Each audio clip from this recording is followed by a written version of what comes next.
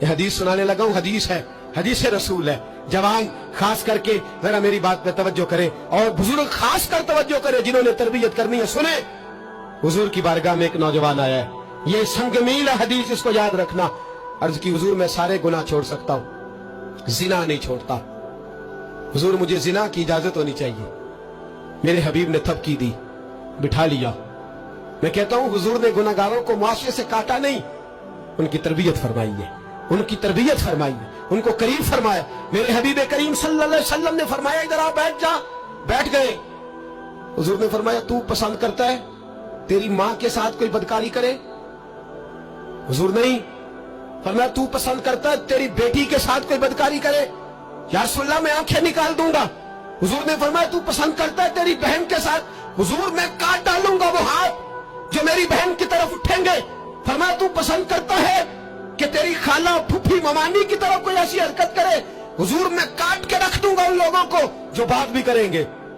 میرے حبیب نے فرمایا اچھا جس کے ساتھ تو بدکاری کی اجازت مانگ رہا ہے وہ کسی کی ماں نہیں لگتی، وہ کسی کی بہن نہیں لگتی، اور کسی کی بیٹی نہیں ہوگی؟ یاد رکھیں ملا جلال الدین رومی ایک، امام غزالی دو، اعلیٰ حضرت فاضل بریلوی تین.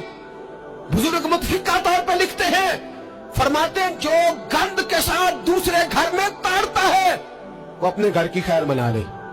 جو گندی نظر دوسروں پہ رکھتا ہے وہ اپنے گھر کی خیر منا لے.